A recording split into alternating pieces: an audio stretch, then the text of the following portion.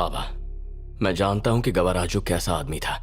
ये भी जानता हूं कि हमारी उनके खानदान से दुश्मनी है। इसके बावजूद अगर उसकी बेटी से प्यार करता हूं तो जरा सोचिए कि वो कितनी अच्छी होगी।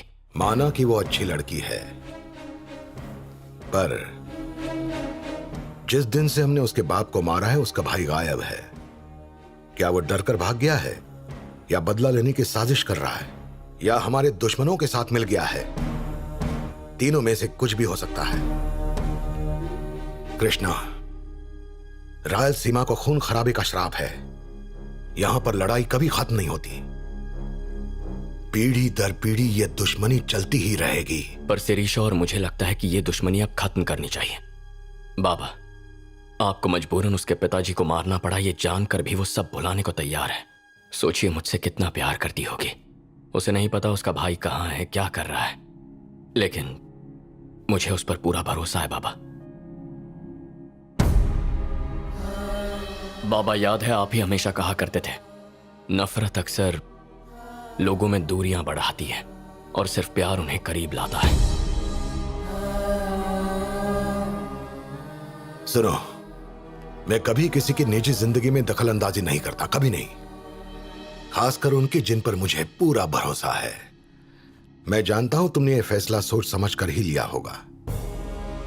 तुम क्रिकेट खेलते वक्त भी इसी तरह सोचते थे, या तो आउट हो जाओगे या सिक्सर मारोगे। मैं भी इसी तरह सोचता हूं।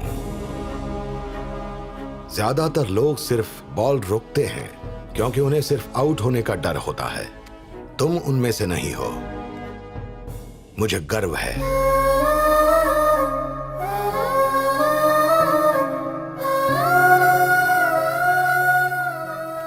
मेरा शेर, all the best. Thank you बाबा। पितृदेवो भव, ये सिर्फ और सिर्फ कहने की बातें हैं। तेरे बाप ने तेरे लिए कुछ भी नहीं किया, बल्कि तू तो उसके लिए एक बोझ है। तो वो भला तेरा अच्छी तरह से लालन पालन कैसे करता?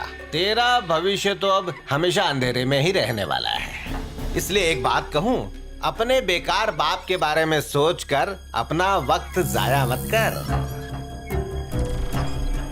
अरे तेरे बाप के लिए तो तेरा होना या ना होना बराबर ही है। मेरा मतलब समझ रहे हो ना? इंसान को तो जानवर की तरह रहना चाहिए। जब उनका मन करता है खाते हैं, जब मन करता है सो जाते हैं। इंसान तो अपने नियमों के चक्रव्यूह में फंसा हुआ है, जिससे वो कभी निकल नहीं पाता, उसमें ही फंसा रहता है। ए वेदम, इतना घुमा फिरा के मत बोल, सीधे सीधे मुद्दे पे आ और ये बता, इस प्रोजेक्ट से मुझे क्या फायदा होगा? फायदा तब होगा जब वो राक्षस तेरे बाप का पीछा छोड़ेगा। कौन राक्षस? सुन, तेरा बाप लोगों की भलाई सोचने वाले एक राक्षस के वश में है। अब मेरे वेद पुराण तो मुझे यही कहते हैं कि पितृदेवो भव पुराना है, अब पितृ राक्षसो भव ही आज की दुनिया में सही है। इस बला से पीछा छूटा तो तेरे प्रगति के द्वार खुल जाएंगे। तू भी खुश रहेगा और तेरी जेब भी खुश रहेगी।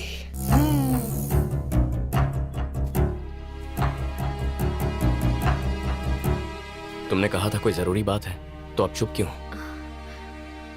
कृष्णा, हमने वादा किया था कि हम पुरानी बातें भूल जाएंगे, इसलिए मुझे समझ नहीं आ रहा है कि मैं तुमसे ये बात कैसे कहूं। पर क्या? मैं अगर बताऊंगी तो तुम नाराज तो नहीं होगे? बात क्या है शिरीषा?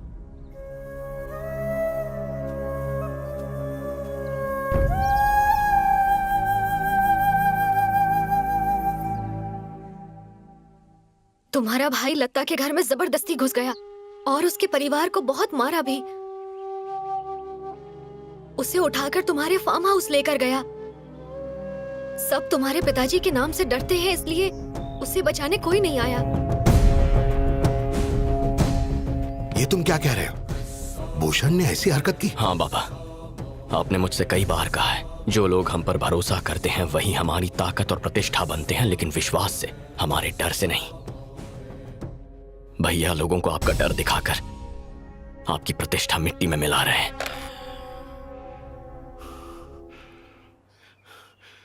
गजा, गाड़ी निकालो मेरी।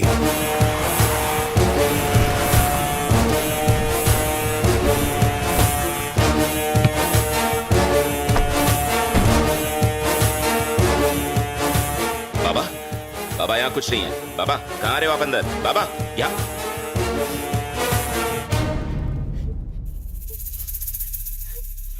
बेटी, जो भी हुआ मैं उसके लिए माफी चाहता हूं। हो सके तो माफ कर देना। ए, इसे सही सलामत इसके घर छोड़ाओ। ठीक है दादा।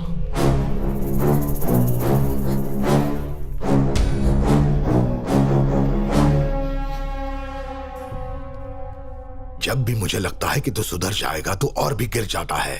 मुझे तेरी शक्ल से नफरत होने लगी है। घिन आती है तुझसे, बदतमीज, मक्कार।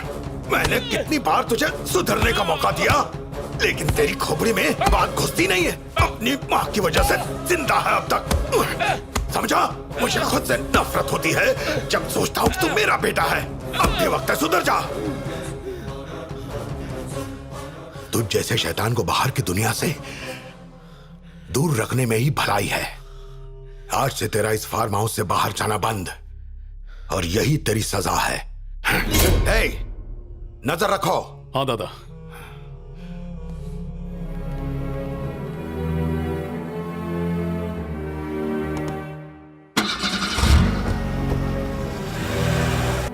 तूने ही मेरे बाप को यहाँ के बारे में सब कुछ बताया ना?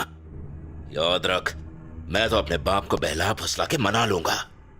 तेरा क्या होगा तू सोच ले। तेरे टुकड़े करके चील कौओं को न खिला दिया तो मेरा नाम बदल देना।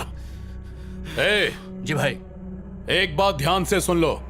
हम सब दादा के लिए काम करते हैं, उनके बेटे के लिए नहीं। हम सिर्फ उनका हुक्म मानेंगे और किसी का नहीं। समझ गए? जी भाई।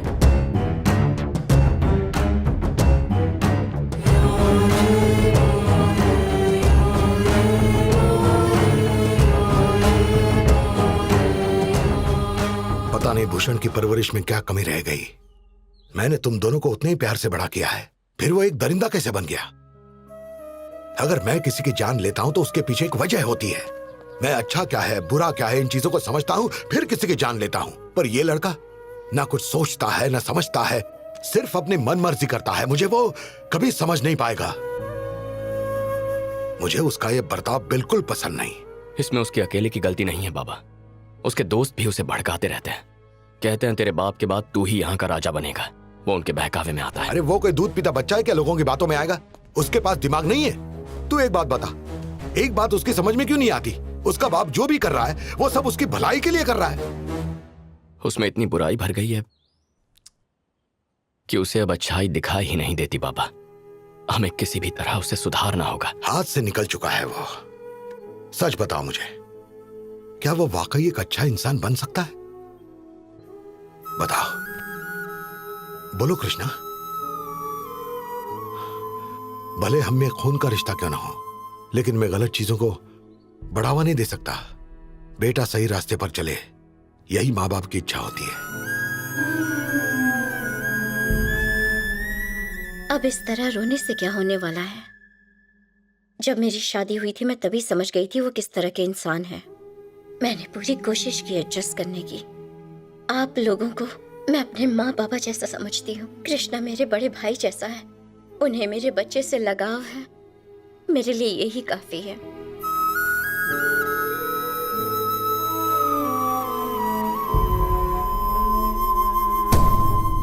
सर, मैं समझ गया सर। लोहा गर्म है, हथौड़ा मार देना चाहिए। ये मौका बहुत अच्छा है।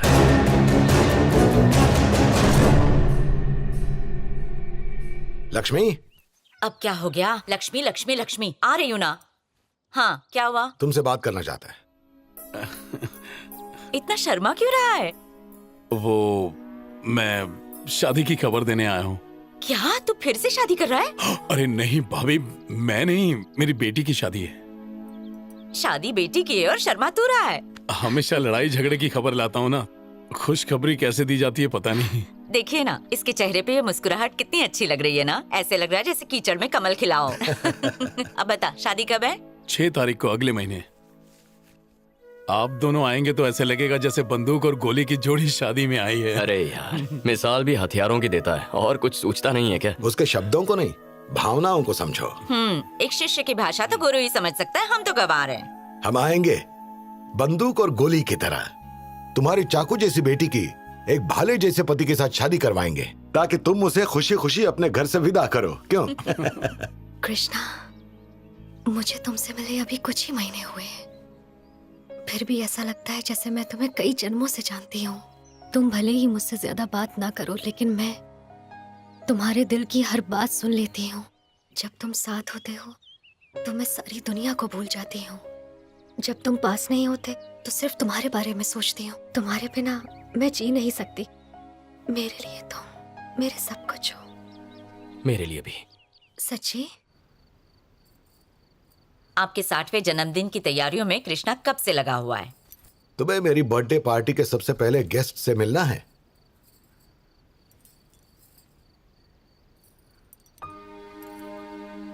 मेरा प्यार है ये, क्योंकि एक ही है। हाँ, सिर्फ एक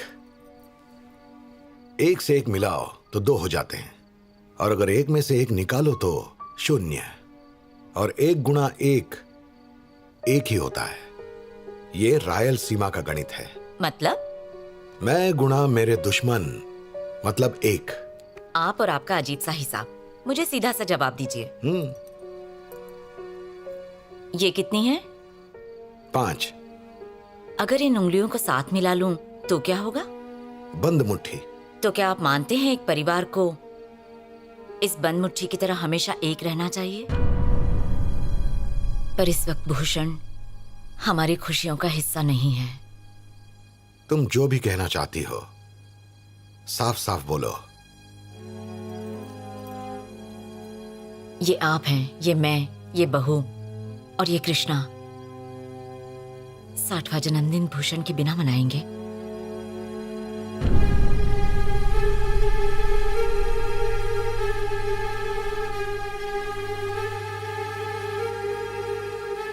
मान जाइए।